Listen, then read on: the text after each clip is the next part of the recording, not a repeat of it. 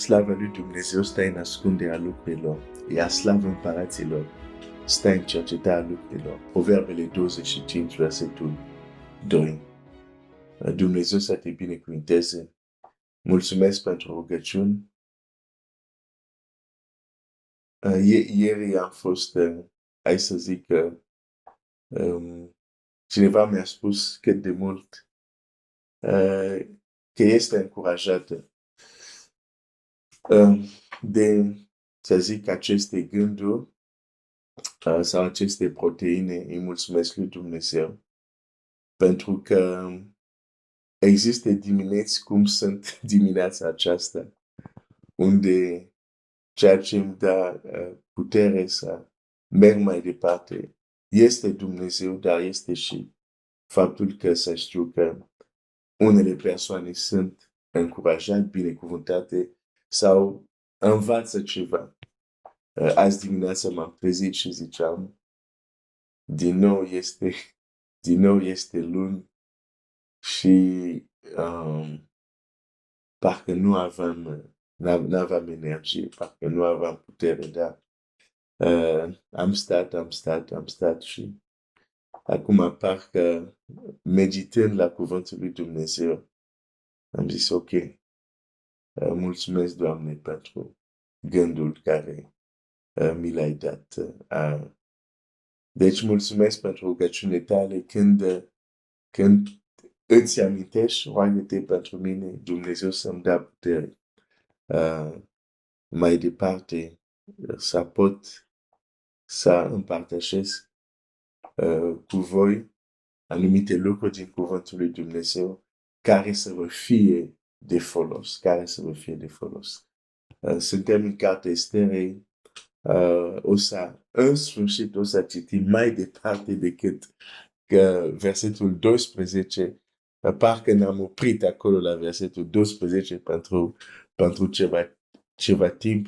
Hai să citim versetul următor sau versetele următoare, o să vedem și să fim zidiți de cuvântul lui Dumnezeu.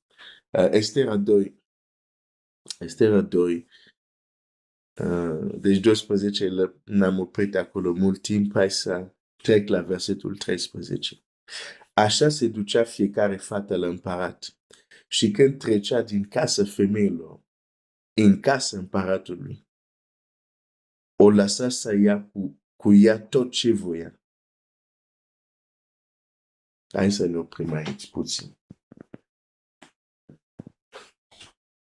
Am mai spus și o să spun pentru a ne reaminti. Citesc cartea Esterei, perspectiva cu care o citesc este să înțeleg ce se întâmplă într-o împărație. Să înțeleg legile unei împărații, principiile unei împărații. Pentru că noi suntem chemați să găsim, nu așa, împărația lui Dumnezeu. Dar trebuie să înțelegem ce principii sunt la bază, fac ca împărația lui Dumnezeu să funcționeze. Nu poți să cauți și să găsești ceva ce nu știi. Și modul cum putem găsi împărația lui Dumnezeu este prin inima sau prin înțelegerea ei. Că până la urmă, Domnul Iisus spune clar, această împărație nu vine pentru a izbi ochi, căci iată împărația lui Dumnezeu este în mijlocul vostru sau este înăuntrul vostru. Și în alt text spune, dacă cineva nu se naște din nou, nu poate vedea împărație. Și dacă cineva nu se naște din apa și din Duh, nu poate. Hai să citesc exact textul, că mi-a scăpat formulare. În Ioan 3, zice așa.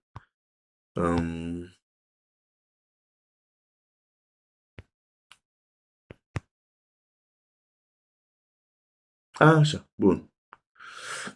Ioan 3, versetul 3. Drept răspuns Iisus i-a zis, adevărat, adevărat îți spun că dacă un om nu se naște din nou, nu poate vedea împărația lui Dumnezeu. La versetul 5, Iisus i-a răspuns, adevărat, adevărat îți spun, dacă nu se naște cineva din apa și din Duh, nu poate să intre în împărația lui Dumnezeu. Deci înainte să intri în împărația lui Dumnezeu, trebuie să vezi. Pentru că mai întâi zice, dacă nu ești născut din nou, nu poate vedea. Și mai departe zice, nu poate intra. Mai întâi trebuie să vezi împărația înainte să intri. Dar aici a vedea nu se referă să vezi cu ochii.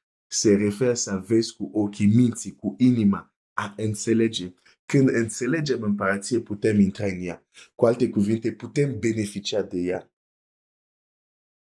Putem folosi principiile împărației. Dacă le vedem, intrăm în împărație când o vedem, când o înțelegem. Când nu înțelegem, nu putem intra în ea. Asta este un aspect. Ok, poți să zici că textul ăsta se referă, dacă ești născut din nou, poți să te duci în cer. Nu zic că este greșit, dar cred că e mult mai adânc decât asta.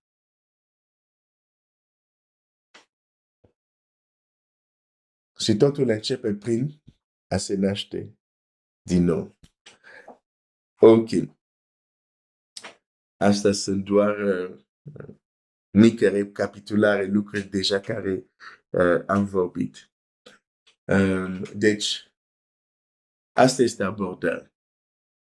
Ce se întâmplă într-o împărație? Care sunt principiile? Care sunt fenomenele într-o împărație? Da, asta este aspectul.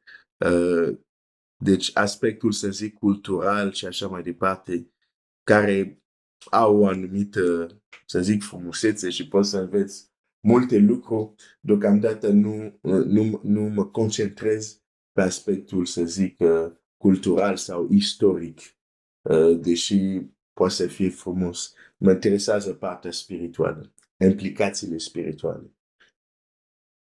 Ca să văd anumite lucruri, apoi să intru în anumite lucruri.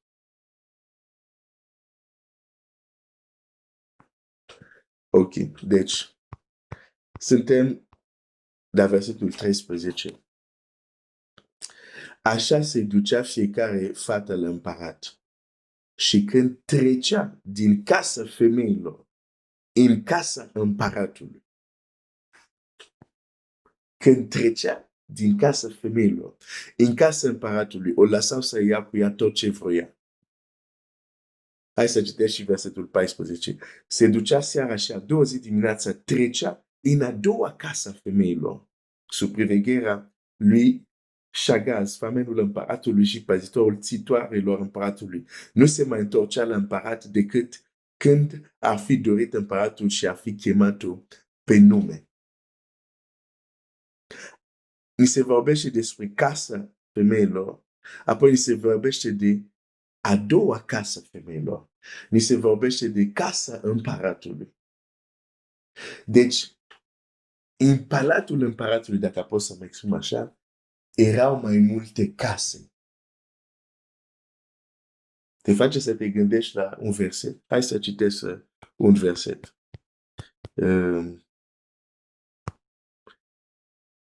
Unde ești? Cred este Ioan 14, versetul 2. În casa tatălui meu sunt multe locașuri. În casa tatălui meu sunt multe locașuri. Cu alte cuvinte, în împărația lui Dumnezeu sunt multe case. Și vedem asta în Ester. Unde stă împărat, nu există doar o casă mare. Nu. Sunt mai multe case. Sunt mai multe locașuri.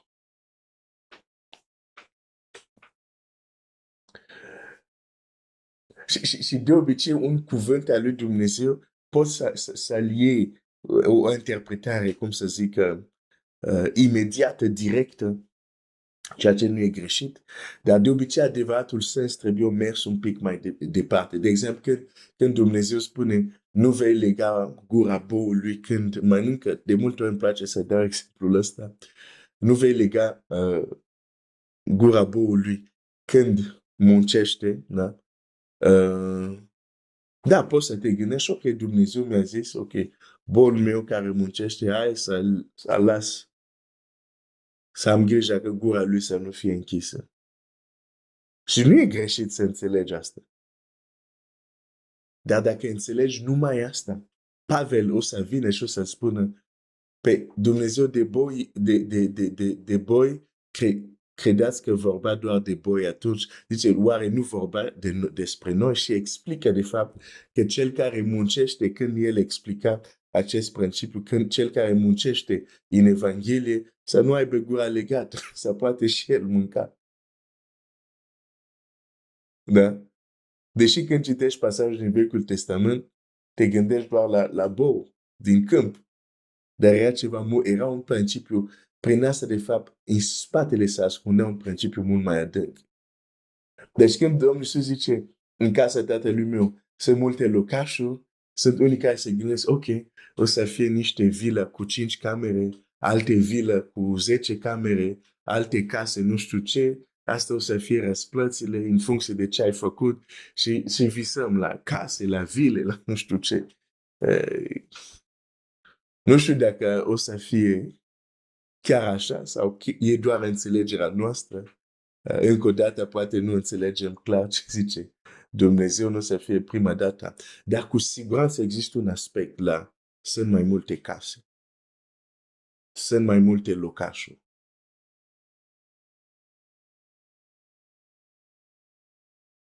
De fapt, chiar un frate drag din grupul ăsta, din care este și unul din grup, mi-a scris și cred tare mult ce mi-a scris.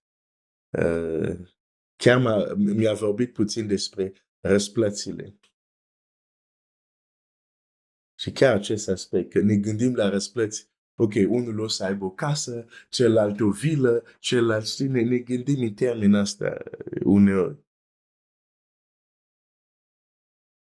Și el a văzut vede altceva. Nu neapărat o casă, că o să ai o vilă, nu știu, 10 camere.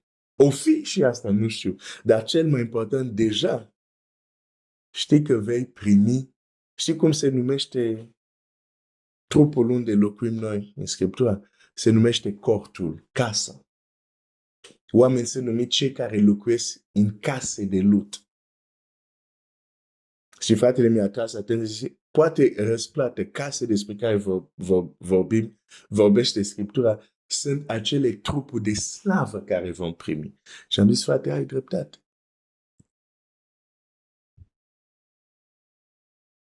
Că nu așa scrie, că trupul ăsta trupul ăsta coruptibil trebuie să se îmbrace cu un trup, trebuie să îmbrăcăm un trup incoruptibil. Pe dacă trupul ăsta e numit casă de lut și acel trup de slavă e tot o casă.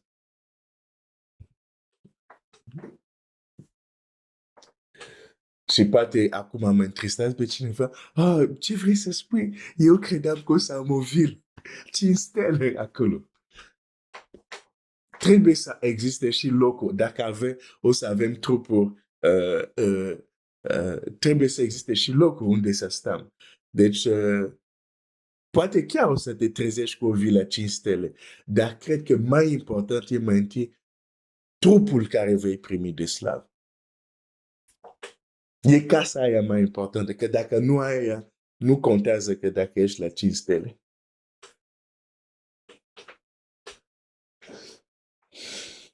În casa tatălui meu sunt multe locașuri. De fapt, aici era doar o mică paranteză. Am vrut doar să te arăt că cuvântul locaș poate să înseamnă un lucru sau alte lucruri. Nu înseamnă doar vilă. 5 stele. Dar poate să însemna trup. Mai citesc un verset și mâine voi începe aspectul cu care, de fapt, care de fapt vreau să vorbesc azi dimineața, dar mi-am reamintit ce m-am împărtășit fratele drag și se potrivește foarte bine și cu ceea ce vorbim și discutăm. Dar hai să-ți mai citesc un verset. În textul care ziceam nu este mai degrabă în Iov. Iov care spune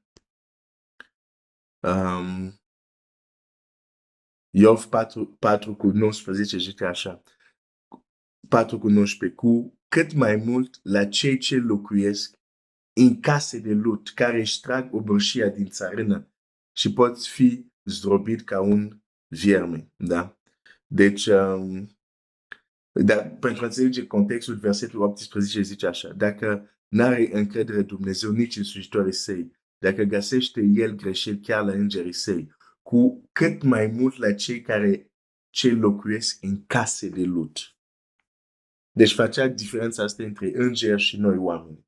Pentru că noi suntem aceia care locuim în case de lut.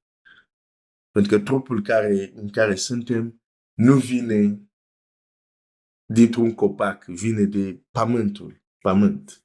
Deci am fost ca lutul în mâna lui Dumnezeu, cum ar veni. Cei care locuiesc case de lut. Deci, dar deja vedem acolo în Estera, există mai multe case. Da? Există mai multe case. Există mai multe locașuri și nu te gândi mai întâi la vile. De 5 camere, 10 camere, 20 de camere. Nu. Gândește-te la aspectul spiritual, la ce înseamnă mai multe case. Și asta am împărtășit doar aspectul care acel frate drag m-a împărtășit săptămâna trecută și mâine aș vrea să vorbesc despre un alt aspect de acest principiu al împărăției. Există mai multe case, nu o singură casă. Din păcate, de multe ori trăim ca și cum există doar o singură casă. Dar astăzi mă opresc aici. Dumnezeu să te binecuvânteze.